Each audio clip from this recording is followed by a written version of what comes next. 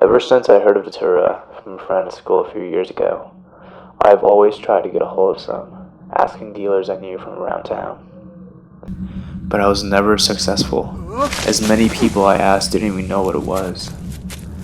So after a while, I gave up hope and continued with the usual, smoking grass every day, occasionally scoring some ketamine or opium to make life a little more interesting. Then last year, I finally got a chance to try the stuff. One of my friends told me he had gone to stay with his grandparents for a week and noticed a plant near their house that looked a lot like Datura. So he went over to it, and sure enough, he saw the small, spiky pods growing near the bottom of the plant. He himself didn't want to try any because he always feared any sort of hallucinogen because of the risk of a bad trip. So he picked up one of the pods and wrapped it. The bastard wouldn't hand them over unless I paid him $20, but I figured it would be well worth it. I couldn't wait to try them. First thing I did was find someone who would be a sitter for me. That sitter was the most trustworthy friend I knew. I asked my mom if he could sleep over, and she said it was fine. So the next day, Steve came over around noon, and I got the seeds out of the pod and counted 37. I heard it only took like 10 or 15, and I wanted to have more so I could trip another time or sell them. So I decided to take 15. Time, 0 minutes. Me and Steve went up to my room to take them.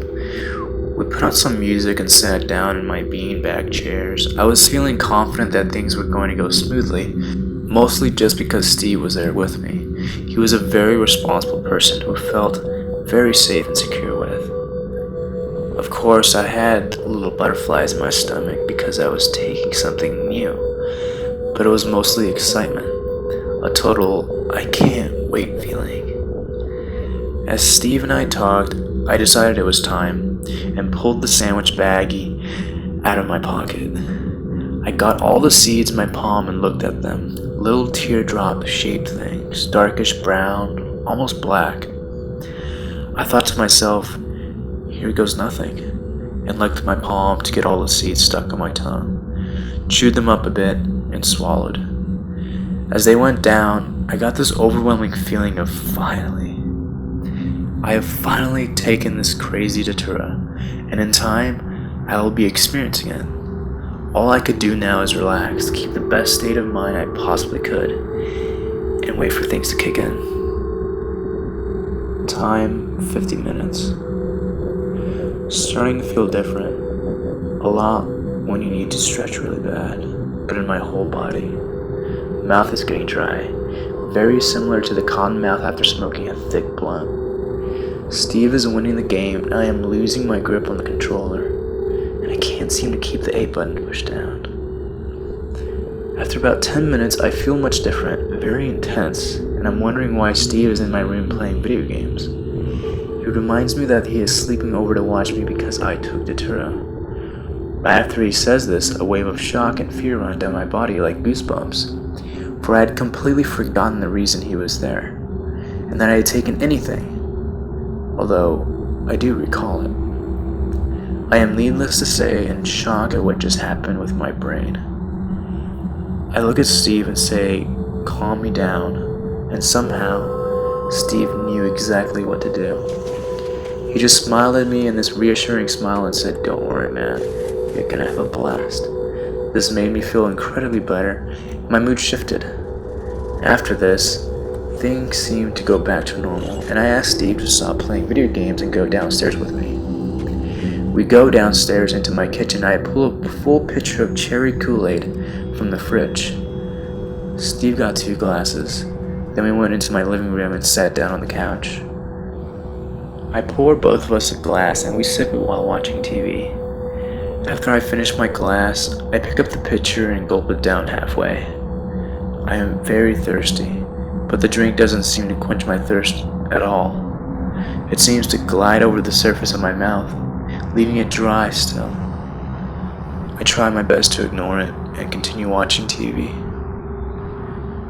Time, 1 hour, 30 minutes. I tell Steve I'll be right back and walk to the bathroom. While I piss, I look at this picture above my toilet. It's a cartoon of a polar bear lying on its back in the water, holding a wine glass like it fell asleep from being drunk. The concept makes me want to laugh. It seems like the dumbest cartoon in the world to me, and its location is just as random as its contents. I think to myself, why the fuck do we have a picture of a drunk polar bear in our bathroom? For some reason, this seems near hysterical to me. I walk out the bathroom and go back to the couch with Steve. As soon as I sit down, my mom walks into the kitchen and tells us she's going out to work. She'll be back around 10. Steve and I say goodbye and she leaves. Perfect. Now we have the house to ourselves. Time, 2 hours. Nothing much more seems to be happening. I have finished the pitcher of Kool-Aid and gone to the bathroom 2 more times. Steve says to go into the kitchen and refill the pitcher with water in case I feel like I'm going to dehydrate. It seems like a responsible idea, so I go into the kitchen and refill it with water and put ice cubes in it. I walk back into my living room to find Steve has left, and the TV has been turned off. The entire house is dead silent. Then I hear the TV go back on, but the screen is blank, and I hear Steve saying, "Hey, I'm over there." I realize that he's calling me from out in my backyard, so I put my shoes on and go outside.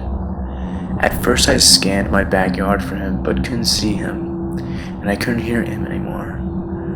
I suddenly get the idea that Steve had come over for a hide-and-seek game. At this point, I have absolutely no idea that I have taken anything. So I run into the yard looking around for him. Then I speak, come out, wherever you are." Right when I say this, my voice sounds very different, like a person who has gone totally insane. This starts to scare me very much, and Steve is nowhere to be found. I look across to the other end of my yard, and at the other end, I see my dog's pen, a fenced-in area of the corner with all my friends who are straight edge and stopped being friends with me when I started smoking pot. I haven't seen them in so long, so I run towards the pen. They look just as happy to see me as I am to see them, and they let me into the pen. We start talking, and to my surprise, one of them pulls a blunt out of nowhere and sparks it. I am naturally amused but shocked. Then they start to explain to me that they came to see me because they all got into the game and don't think drugs are bad after all. On the outside, I am pleased to hear this, but on the inside, I begin to feel untrustworthy. These bastards abandoned me years ago. I don't show any unpleasant feelings on the outside, and I continue to be cheery with them, although I keep a state of mind not to trust anyone there. They pass me the blunt and I take a super long hit, holding it in as long as I can. After I went around a few times, we all spark a cigarette to increase our high. We just keep talking and talking. It seems like time has stopped. How long can people just sit here and talk? It's been hours. Strangely enough, I am still puffing on the same cigarette, but I don't notice anything unusual about it. Then I drop my butt, and it falls under the chair I'm sitting on. "Ah, shit," I said, and got out of the seat to get it. I look under the chair, but I can't seem to find it. Did any of you see where As I turn around, I notice no one is there, and I am alone in the pen. A sense of anger comes over me, and I get the intense feelings of I shouldn't have trusted them, and how dare they. These feelings are followed by loneliness and then total fear. I need to get out of this pen and go back in the house. I walk back to my house across the long field, and it seems to take even longer to go back than when I had come. Next thing I know, I'm back in my kitchen lying on the floor, very sweaty. Steve is there sitting on the kitchen counter. My focus is very blurred and off, and I feel very confused about why he's there on the counter and I'm on the floor. But every few moments, I kind of snap back into reality and know exactly what's going on. But then I snap back into delirium and totally forget everything. Next thing I know, it's already 6:46 a.m. and I am running late. My mom tells me I only got a half hour to get ready or I'll get a Saturday detention. I scramble out of bed and run into the bathroom to take a shower. I suddenly realize how much school is gonna suck because I forgot to do my homework, and I have an oral presentation due today. All these thoughts make me panic, and I know there's no way out of it because I already skipped school 3 times this year and got caught. I can't skip another day or I have to go to court.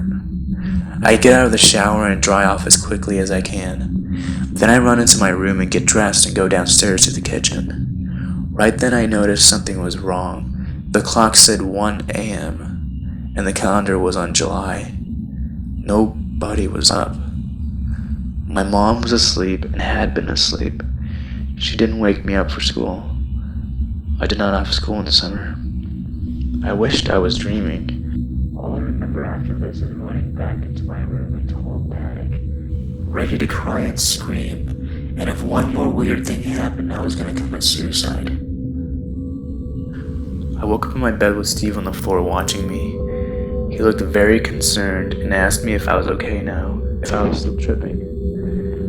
I didn't know what to say to him, because right then, I could have still been tripping, for all I know. It was 5 p.m. the next day. I had a bad headache, and I couldn't focus on shit. My whole body was in this dreadfully uncomfortable state. It took me a while to collect my thoughts and figure out why I was not tripping anymore. And I had these series of very strange realistic dreams stuck in my head from when I slept. But I can't for the life of me remember what they were now. I forgot them completely after 4 hours of waking up. From Steve's point of view, in a nutshell, I had started acting weird when I had gotten the water from the kitchen. He said that he was trying to talk to me, but I would just give him this blank stare, like I couldn't see him.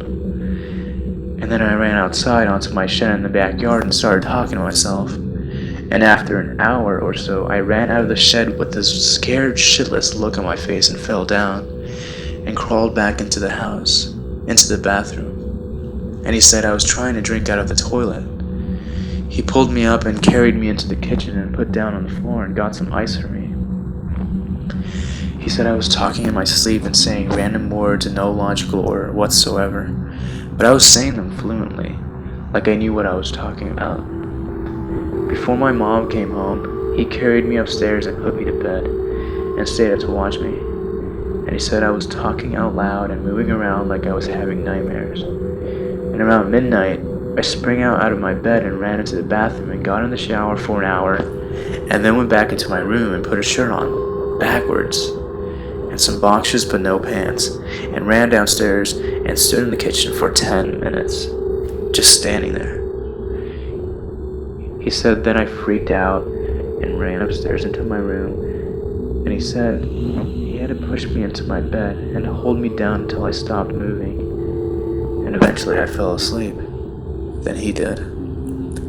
He woke up around 10 that day and I slept till 5. To sum it up in one word, insanity. That's what it feels like if you start to snap out of it and realize what's happening. But then you just go back into this state of total confusion, and it's enough to drive anyone crazy. Overall, I am glad I experienced this, just to know what it's like. But this is not for everyone. This stuff truly is the devil's weed.